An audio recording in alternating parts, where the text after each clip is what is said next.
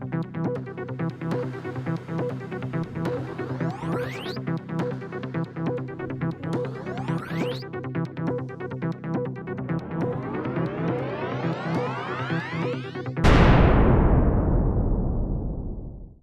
to the show. Hi, you beautiful, marvelous marvels. How are you doing? Dana and I are back. Hey, Dana. We're back. Hey, how We're you back. doing, Gwen? We're back. Yeah, I'm really great, Dana, because I get to do this with you. And offline, I'll share this with the audience that when I was editing our videos and putting it together, I was just kind of struck by how grateful I am that Dana's in my life and that Dana and I get to do this together because I'm better for it personally and professionally. And, you know, I'm hoping that it helps others out there. But I was just, you know, Dana, grateful for you. Oh, me too. And I do hear on some other social media platforms and from other people that they are listening and they're getting stuff out of it. So it's awesome. Yeah. That is awesome. You know, yeah. But I love getting your text. My wife said, "Oh, who texted you?" I said, "Oh, it was Gwen." She's sending bursting emails, and we say that with each other when we're just feeling like, "Oh, I'm so grateful for you." Yeah. That was awesome. Yeah. That's awesome. Yeah. Hey, Dina, you and I have been kind of bumping up against, you know, some really interesting information, I think. Yeah. But I had never known that this was the name for it. But you had found that there's this idea or the concept of the missing generation or the lost generation. You want to say more about that? Yeah, I mean, there's other names for it too, and probably our audience can relate to it. It's basically people that probably are on the spectrum that are not getting diagnosed or are being misdiagnosed. You know, you see it show up in the literature a while ago, people like me, you know, middle-aged women who sort of struggled through school and some of those kinds of things that were getting, and then, you know, psychologists telling people, oh, you make too much eye contact or you have too many friends to be autistic, sort of that silly stuff, right? But we're starting to show up in the literature also people that are not needing enough support, that are, I'm sort of under where you can't see my camera, I'm doing this sort of thing, like scraping by, barely holding onto the cliff, trying like hell not to fall off the cliff. And you know, this idea of masking, right? Barely managing to get through every day, but doing it nonetheless. And then that becomes their new normal. And if you've got someone that presents that way, they may not think that's true for them, or they go to get assessed and the assessor, the psychologist says, well, no, because you have a job. And what's interesting, that they're labeling it as the missed generation or the lost generation. And it really is this idea of people that are probably on the spectrum that aren't getting picked up by psychologists. I mean, I get really angry when I read these things about how our field is so misinformed, and that there are people out there doing autism diagnosis who have no idea what they're doing. I mean, it'd be like doing a surgery specialty that you're not licensed to do or you don't have training to do. That people will flippantly sort of go through the DSM. And when you read the DSM, and we've done a fair amount of talking on here about what those criteria mean, and if you don't have training and you're not looking for what the interpretation of that looks like, you're gonna go on stereotypes, right? I can't tell you how many people on TikTok have said, I went through the whole assessment and the person told me, even though all my test scores were high, looked like I'm autistic, they said I must not be because I make too much eye contact and I'm too verbal. And I'm just like, are you kidding me? So there are all these folks that are not getting diagnosed or not knowing really what's sort of going on with their brains, right? There's another phenomenon that is also showing up in the literature, and I kind of agree with. We talked about this, I think, last week or one of our not too long ago podcasts, was when the DSM got rid of the Asperger's diagnosis and put it all under the autism spectrum. And there were reasons they did that, and I get it. But I think that a lot of clinicians and a lot of people are looking, and lay people are looking at autism very stereotyped, like Rain Man and people that need a lot of support. And so you're getting these people that can muddle through, or can actually do a very small size slice of the pie really well, but then other people aren't seeing the other parts of the pie, and that they're going home and exhausted all weekend and that kind of thing. So those folks are getting missed. So the missed generation, lost generation, and we're starting to see this show up even in the peer-reviewed literature, which is finally, right, where we're starting to see that. We're also seeing the beginnings of some research of people that get it, like you and I, and people that do work with this population, that are knowing more about this self-diagnosis phenomenon and starting to validate that oftentimes people that are self-diagnosing are doing a better job and are just as accurate as the assessments that we've created, these fancy assessments. And that is usually because people do so much research. You know, people look for years into this and so on. And that, to me, that's what makes it more heartbreaking when someone gets missed by psychologists, someone in our field who doesn't get it, right? To me, that's bordering on malpractice. I would never do a diagnosis in an area of functioning that I don't have expertise for. And I don't work with kids. I always get calls, oh, you know, my 12-year-old, I said, I'm really sorry, I don't work with kids.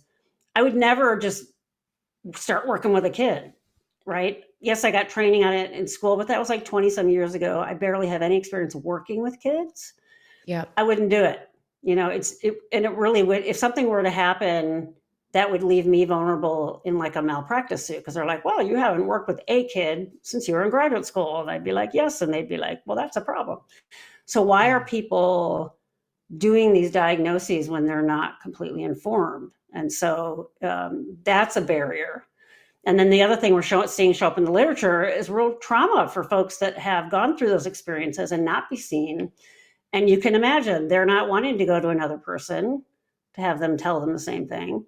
And so we're seeing this giant upswell, and I see it all over social media, and particularly on TikTok, because it's a younger generation, where they're sharing those lived experiences, and people are like, oh, I can really relate with that, right? And so I think that a lot of people are self-identifying because they're not getting seen or picked up or validated of how people look outside of those stereotyped criteria of being autistic, right? Yeah, or the movie-based criteria, like what movies might demonstrate. Like, you know, I think about Rain Man, and actually one of our audience members, or one of our Marvels, one of the Marvels brought up, I mean, The Accountant, which I've never seen, which Dana and I are going to do that as homework. We're going to now I'm going to see it because my dad was an accountant, so I think I have to watch that movie. Yeah, now that's just serendipity. That's just the universe sending you messages, Dana. There you go.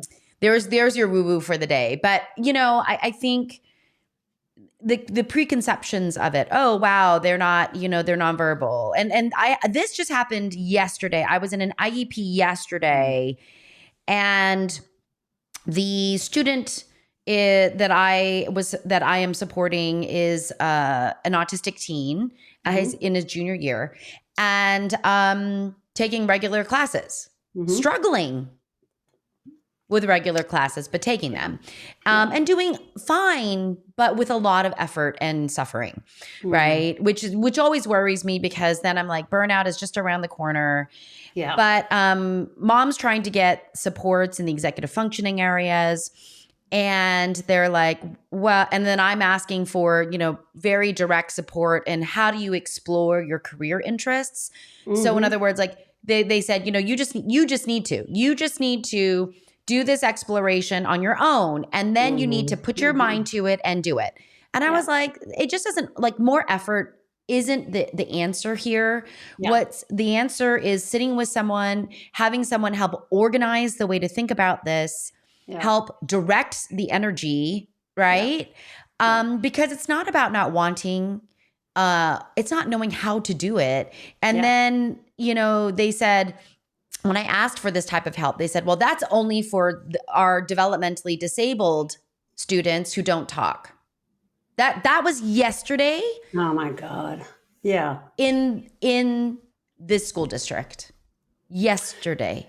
Yeah. And you know, and there's so many things. Like, he's autistic. Like he does we're sitting in an IEP setting. Yeah. We've obviously all are in agreement that he qualifies for services. Yeah. Right. Yeah. So even that, and I think, Dana, the other piece that really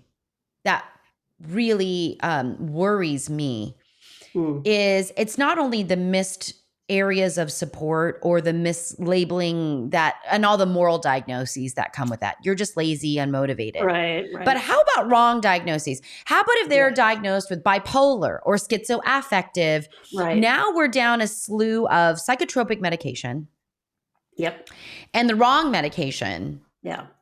And now we've basically thrown a neurological blanket, a sedation blanket over the person.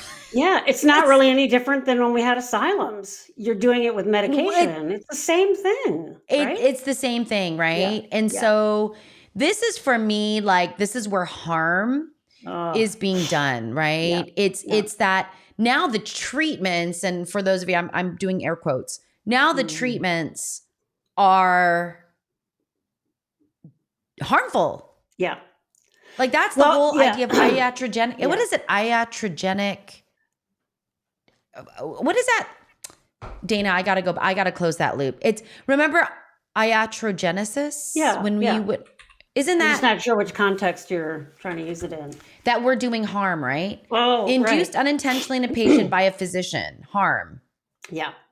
It sort of reminds me of, I read something yesterday, it was talking about something else, but the metaphor fits for exactly what you're saying, is this idea of what's going on in someone's brain is still, I mean, that is evidence of stigma still, because you wouldn't tell someone who's diabetic, just make your pancreas try harder to secrete, right? If you're diabetic, your pancreas isn't trying hard enough to secrete insulin. Try harder. I mean, that's absurd. You would never do that, right? So why do we do it when there's a neurological difference in a brain? Yeah. Because at this point in time, we still don't have the ability to like hardcore measure that. And that's why that bias still exists. So you've got someone, your student who's autistic has been diagnosed as that. And then you've got the other people in the room that are saying, they're going on that old criteria of like, well, if you're verbal, you're okay. No, that verbal has nothing to do with having executive functioning that works or doesn't work or needs support or doesn't, or anything along those lines. And to me, it's this ignorance of what is really going on. And then also, the barrier there is cost. Like when you're in school and things like that, they're like, oh, this is going to cost a lot. Let's figure out a way to sort this person out and not give them the supports. And yes, you're right. So let's say someone's diabetic and you're like, well, I don't know they're diabetic. Let's give them something else. Let's give them something with sugar in it. You're making it worse, obviously, right? Yeah. That's the same thing when you start to diagnose someone as bipolar or whatever else it is.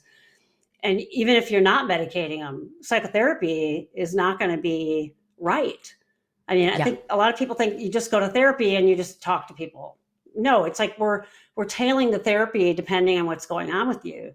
So I'm going to do therapy very different with someone who's bipolar than who's autistic. Yeah, they're absolutely two different things, and you tailor the therapy to that. So I do think that there's a lot of ignorance too around what really happens in psychotherapy or what happens in things like IEP and what supports do you need, right? I mean, I think in this country too, even with like ADHD, it's like, oh, give them medication. They don't want the hard way to do it and putting systems in place or changing systems to accommodate that person's way of learning. It's like, oh, medicate them. Yeah. It's because it's easy, right? And that's what we do in this country is we just throw stuff at it. Yeah. Well, we don't do enough in environmental analysis in my mind. Yeah. And I will say, like, this is where good ABA people know how to do environmental analysis. And they look at environmental analysis. Yeah. But we're usually looking at the way someone's behaving. Yeah. We're not looking at the environment. And, I think this kind of thread that I am usually working with, no matter what profile an autistic client of mine has, is I'm always looking at the sensory motor system. Yeah. Because that is the initial primitive information that's coming into this body. And then how do I think about the way in which that person, so from a, introspective kind of idea, right? So it's not only about information it's my internal information, what I call internal information up to the brain. Like your filter. It's like, right. Or like, did I even get, I have got multiple clients that I support that are like, I don't even get the signals of hunger or thirst or tiredness until I hit kind of this really high threshold and I'm done. Like, and so this ability to manage or be efficacious or feel efficacious in my life is what is actually why I don't take those risks, why I don't do those things. Like this is more, and this kind of goes back to like our episode on rigidity, how rigidity is not necessarily rigidity. Right. How, or, this idea of not disabled enough. Yeah, right. Because you can't see it, right?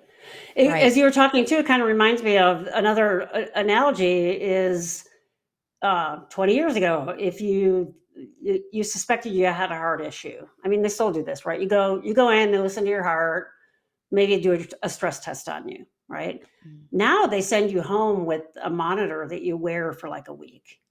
So they're actually trying to catch that period of time over those 24-hour periods that you're not in the doctor's office over a period of a week or two to see if your heart does that wonky thing that happens that you're describing, but the cardiologist doesn't know what it is. That's what it's like for you when you're mentioning that environmental thing. If you're just looking at that person sitting in your office or your principal's office or wherever else these things are happening, you're seeing that moment in time, they're there for like an hour, right? Versus all this other time in their daily life. And so it is important to look at all those environmental things because it's like looking at a fish out of water and saying, oh, wow, this fish is struggling to breathe. Well, duh. You need to put it in the water and then watch it for a week and see what it does. What are its habits? You can't pick those up. And that's labor intensive. If you have someone who isn't a good reporter of their own behaviors and their thinking in their world, then that's like our job is supposed to be to ask those things. So I'll ask those things. I'll be like, how have you slept this week? Are you eating? Are you doing this? Are you doing that? And it's also my job that if someone is having a really hard time and they're not good at, or they haven't figured out a way to contain that themselves, it's my job as like the structurer to give that to them, right? I had a client this last week who got laid off of their job and there was a whole bunch of other stuff going on and they emailed me and said, oh my God, I got laid off. And I don't want to do therapy on email, but we did it just a couple check-ins. And then I finally said, we will figure this out because they're losing their insurance. I said, let's talk on Monday during a session and don't worry, I'm not going to drop you. We'll figure it out. And it's my job to say, I got you. You can bookmark it till then. I'm not going to drop you. I'm not going to stop seeing you no matter what. I got you. And that's not something they could do for themselves at that moment. And that helped contain the anxiety just long enough. So to ask someone who's still learning about themselves to be able to do that, it's absurd. It's like telling someone to swim when they've had no swimming lessons. Yeah. And that, if I'm not even perceiving the signals, how in the world do I assign a symbol, AKA language, to it? Yeah. And then how do I express it, especially when maybe my history or I've had chronic trauma surrounding self-expression. Exactly. I needed to get down to the bottom of why one of my clients refused to follow through with their collegiate accommodations. Okay. In the meantime, he's struggling. Yeah. And I was like, this is not right. And I would say to him, like, you would never ask a blind person to try harder to see. You would never and he's like, no, I get it. So I was like, I am so confused about what the barrier is to this, because do you not feel like you deserve accommodations? No, I do. Okay. Do you feel like the accommodation's not going to be helpful? No, it was the only accommodation that was helpful in high school. Okay. Yeah. So why? Like, walk me through it. Like, let's just walk through it. Yeah. And he said, well, I imagine that if I were to ask for accommodations, because of course now we're in self-disclosure, which is its own thing, right? Right. Exactly. When in college, you have to self-disclose in order to get your accommodations. Right. He said, I imagine that the teacher would look at my letter and be irritated. Oh, God. Yeah. And I was like, has it ever happened to you before? He's like, all the time. And I was like, Oh, okay, yeah. now we know what the barrier is. Like, Yeah, we know yeah, what the yeah, barrier yeah. is, right? Like the barrier is that Shame I and don't feeling. feel Yeah, right. yeah, yeah. Right. My advocacy results in something with more suffering, so I don't. So Yeah, exactly. I just do what I can control here. Yeah. And I see this all the time in the workplace and all the time, you know, in collegiate settings. Yeah. Oh, yeah. Yeah. I've seen like Yeah. videos on this where someone will reenact where they're talking to their boss or the professor, and they're like, "Oh yeah, they're no problem." And then it's like 3 days later, and they're like, "Why are you doing that?" Like they just, Yeah. Psh, Yeah. remember that thing we talked about? Yeah. Yeah. Yeah. This is so this is where I'm seeing a lot of burnout, where Oh, you yeah. have, you're not, not disordered or not dysfunctional enough people. Sure. And they're working, and the effort is high. Yeah. It's just not sustainable. Right. It's just not a Right. sustainable situation. Yeah. And that's why we have literal shutdowns. Yeah. Yeah. And burnout, like you said, because that's a Yeah. lot of thing I see people talk about being, they know they're burned out. They don't really know how they got there and they have no idea how to get out of it. And it really is Yeah. this constant fight against an oppressive system or a system that doesn't listen.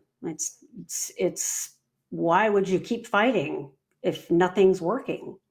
Yeah. Right? Isn't that the definition of Yeah. insanity? Keep doing what you're Yeah. doing, even though it's not changing anything. It makes sense that people would finally feel done or cooked or Yeah. whatever. Yeah. Yeah. Yeah. So this idea of like, what do autistic adults look like? Right. Mhm. It's Yeah, like, yeah, yeah, we actually need to actually have, and you and yeah. I have both felt really strongly about this on my own channel. I interview Mhm, autistic adults in mhm, their fields of practice and as parents themselves, right? Like, mhm. how do we show what autistic adults look like? This is Yeah, yeah, important, and more importantly, how do we hear what their experience is? Because on the surface, if there are good yeah. maskers, which women typically are very good maskers, right? Right, right, You won't see it. You might just right. think that they're just introverted or like, oh, they never Yeah. want, I don't know. Like, I don't Yeah, know. yeah. I mean, I'm hearing more and more stories of a lot of different people doing that and masking, and because I think that you're pressed to do that as someone who has an invisible disability where it's not Yeah. necessarily visually apparent right away, and it just Yeah. your anecdote about going to talk to the professor, your client.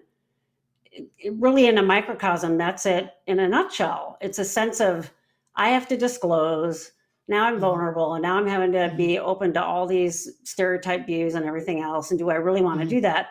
And if that feels so much bigger, you're just going to sort of muster along and keep trying and so on and not tell anybody. Yeah. Or then you finally are desperate and finally say, okay, I'm going to go get a diagnosis. And then the bloody psychologist says, no, you're not.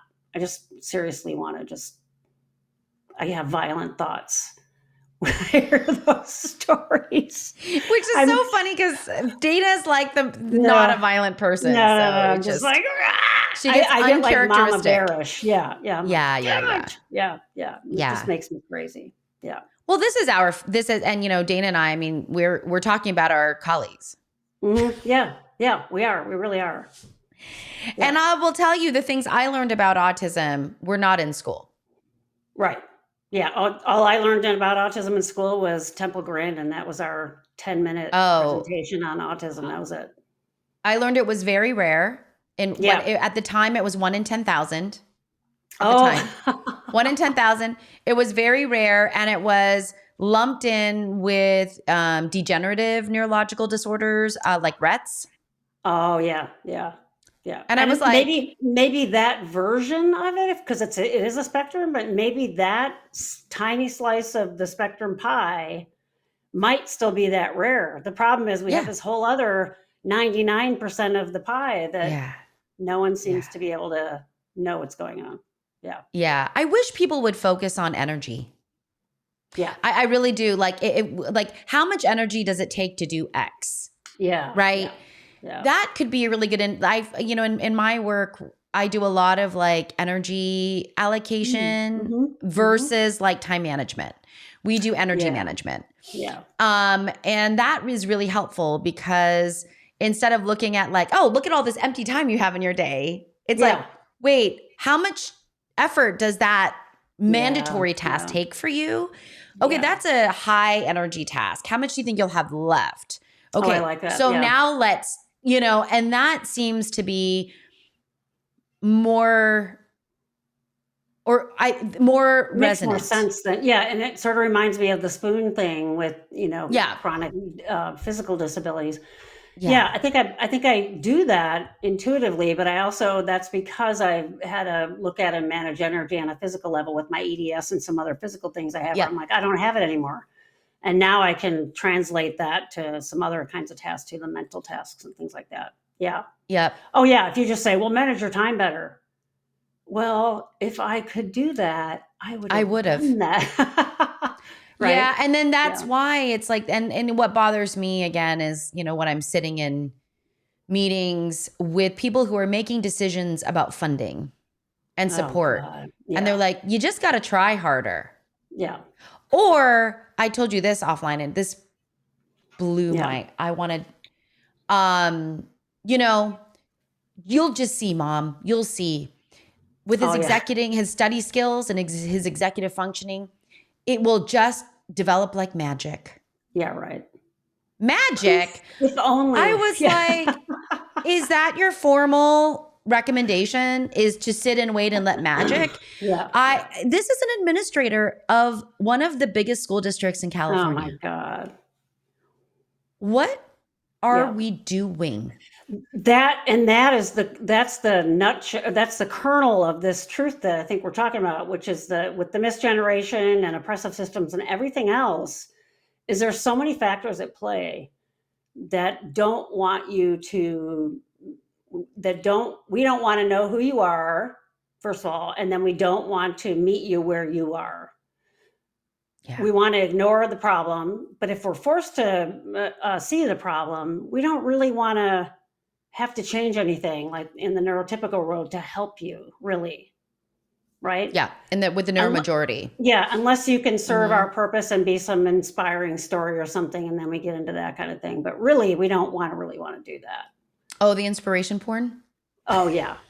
I think that's and we talked about TV shows and movies. We mentioned that today, and I know that a lot of people have a lot of strong feelings about the series Atypical, and I do too. But that one scene in there where the main autistic character's girlfriend gets the high school dance to be silent, and they give headphones to everybody else to listen to music, but the room is quiet. And there's a scene where he goes in there and he doesn't have headphones on, and people are dancing, but there's no music.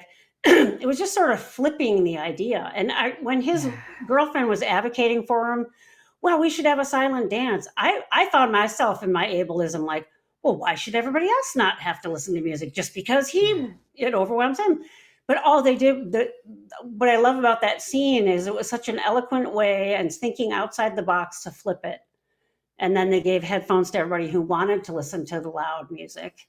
And it was fine. And I was like, I just remember watching that scene and my jaw dropping like, and it really, I'm getting tingly on the back of my head, reason being because it's about a system, a neurotypical system meeting that person.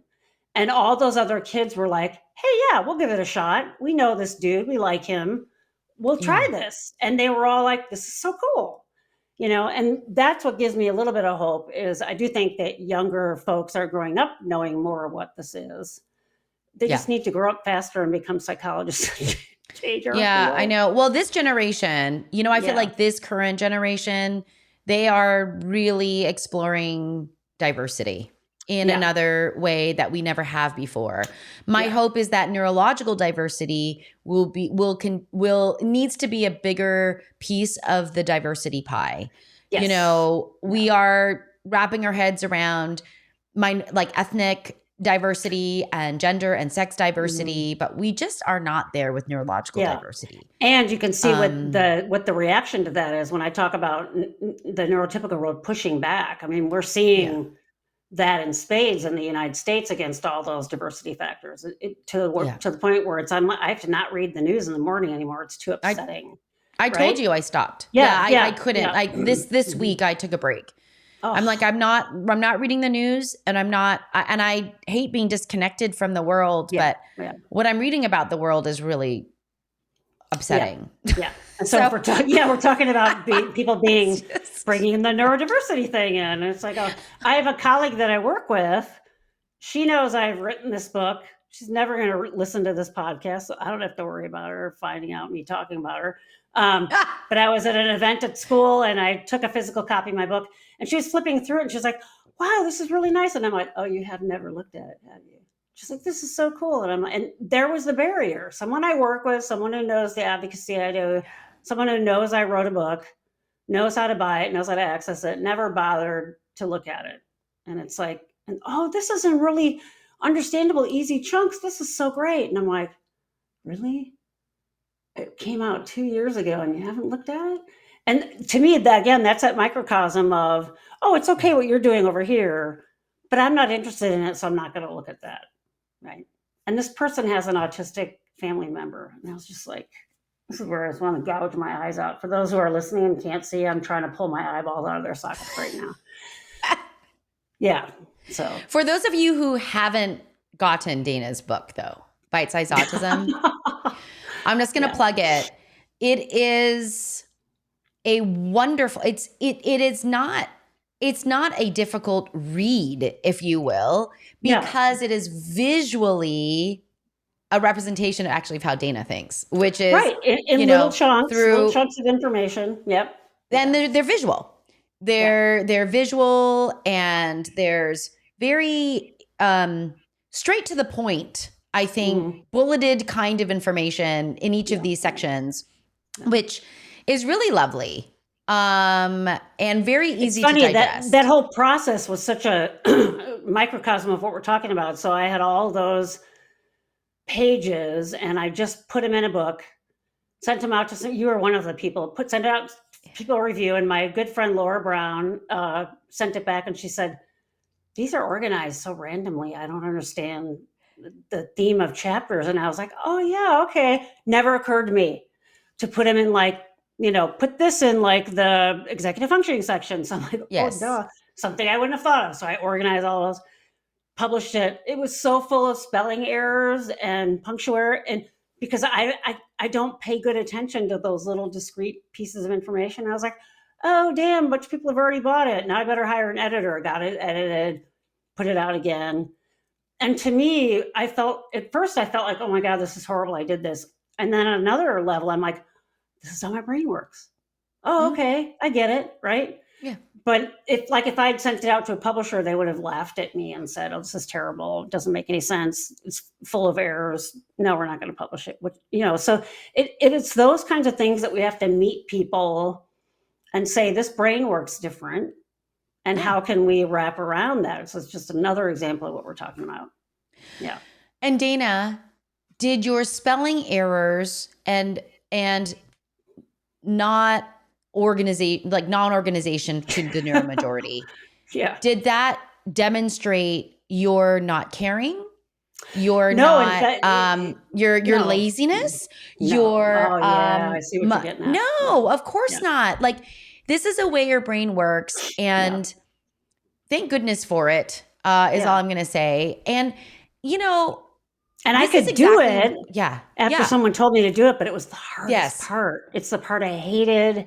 It felt mundane. I had a hard time focusing on doing it, but I knew it. It's just not aligned with your strengths. It's not aligned with how that works. And this is why I do believe that people need frameworks and a way to think about themselves, a way to organize them the way they think about themselves.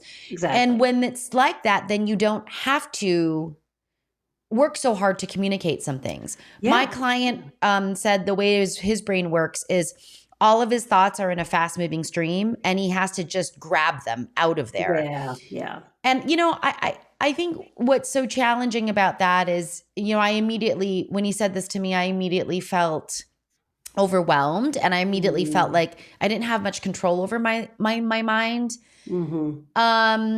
Mind you, my stream would be very much smaller, and there wouldn't be as many thoughts, and probably be slower moving. You know, but you know, could I yoke just to said, that experience. You could imagine Yeah. what that would be like. Yeah.